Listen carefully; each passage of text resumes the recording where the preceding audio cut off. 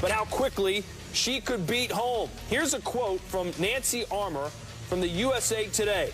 Rousey fell victim to the same trap, caught up in her own hype.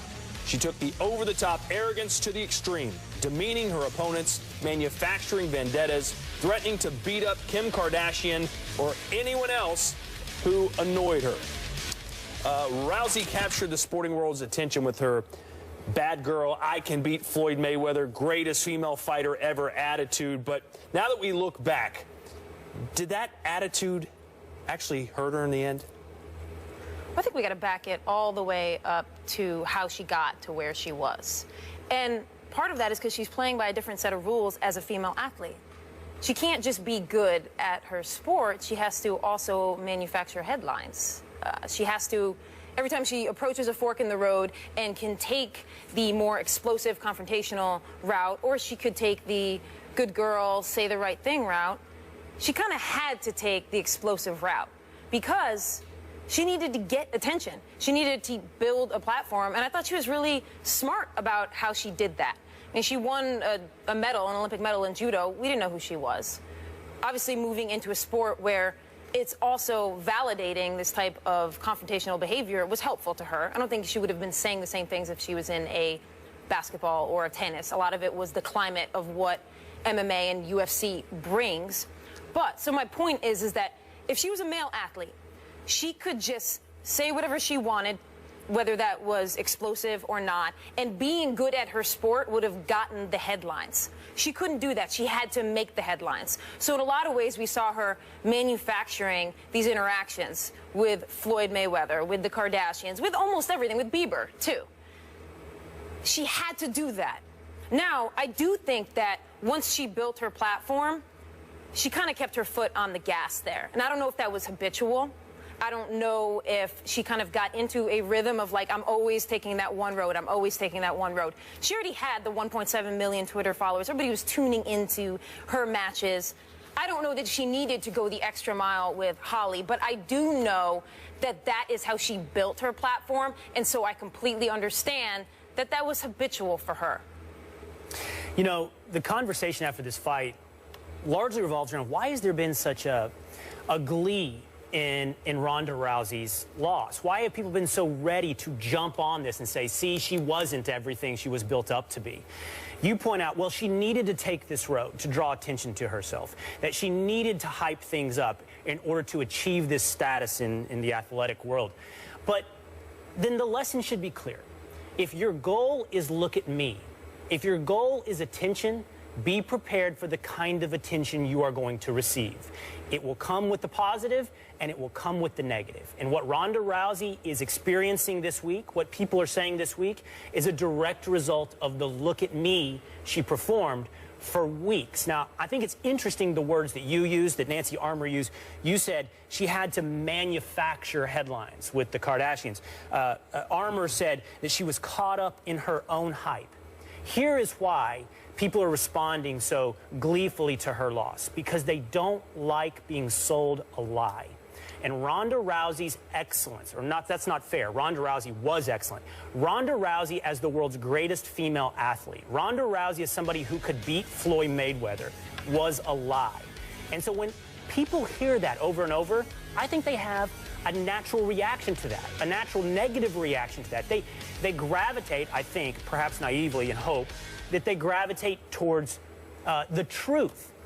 And Ronda Rousey, and not just her fault, by the way, external forces made up the lie. Dana White, for the sake of his organization, for the sake of his sport, built her up bigger than she was. The idea that she could beat Floyd Mayweather was absurd, and she played that up, that she could take Floyd Mayweather.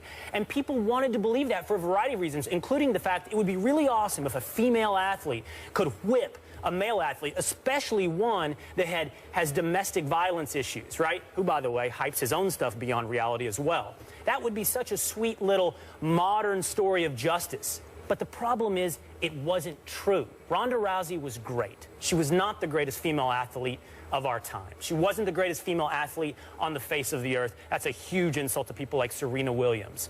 She wasn't even, as it turns out, the best female MMA fighter. Todd said earlier in the tease, you know, she was the baddest woman on the planet. No, she's not the baddest woman on the planet. Holly Holm has very right claim to that right now today. I don't think we can call it a lie yet. Was it true or not true? Certainly a dent has been put into this mystique.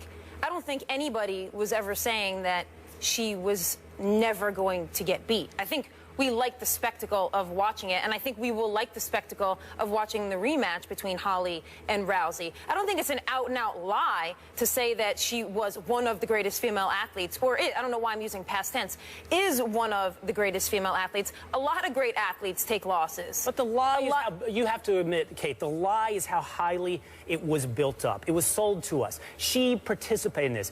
Could she have ever beaten Floyd Mayweather, honestly? Was that ever going to happen? If she can beat Floyd Mayweather? Yes. No, of course I don't. And I'm also not a proponent who thinks like women can play in the WNBA. But the reason she said she could, and this gets back to my original point, is that spotlights exist on male athletes. So when Mark Cuban said Brittany Griner could play in the NBA, that's because the spotlight is on the NBA, so of course they're going to entertain that because they want to jump into that spotlight. The same thing was happening with Rousey there. When people were putting spotlights on certain things, she wanted to be a part of those conversations to build up this brand. Now, I think there was a little bit lacking in terms of the depth of quality of MMA fighters that we weren't talking about enough, and certainly the progression in its evolution of women's MMA.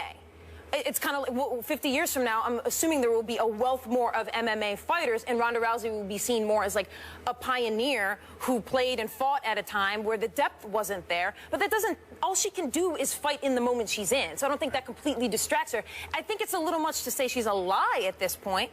Certainly. Well, it wasn't true. Well, what wasn't true exactly? That she could beat any human anywhere ever? If you really believed that and didn't see that that was part of a UFC MMA hype, well, then you're kind of responsible, too, for buying into that and being a little gullible. I think a decent parallel for Ronda Rousey right now is Mike Tyson. Mike Tyson, for years, was sold as the baddest man on the planet, one of the greatest boxers of all time, perhaps the greatest boxer of all time. And I don't know if you've seen the latest 30 for 30 on Chasing Tyson, but right there, under his nose the entire time was Evander Holyfield. The truth was, Evander Holyfield was the best fighter on the planet during that entire time. And Mike Tyson was way overhyped. Ronda Rousey, fairly similar. The question that we have on the screen is, was she too arrogant? And if you watch the fight itself, she didn't realize that she was getting beat. She had in her mind, I should be able to dominate this girl. Tactics be damned. She was way too aggressive. She should have gone to her bread and butter and tried to take her down more. Instead, she wanted to prove to the world that she was indeed as bad as she'd been saying, instead of having a smart fight and winning the way she knows she could have won. So perhaps in the rematch, she'll do it that way. But I think she got too caught up in the hype when she was actually in the fight itself, and it cost her the loss. Could be. I believe she believed that hype. Yes, she believed it. The Cowboys are expected to finally have Tony Romo back this weekend. Can he save their season? Where's the halo and wings? Will's Cowboys season. Oh. And the Texans. Miracle. Texans, too, you said? And a miracle. He's a polygamist. Not the Texans. Why are you so Texas-centric? Why? Where I'm from. Yeah, but you can't support another team from another state. There's strict rules on that, Todd. We can go over what those rules are, but there are very strict rules on when You you live in New York enforce. now, so you're...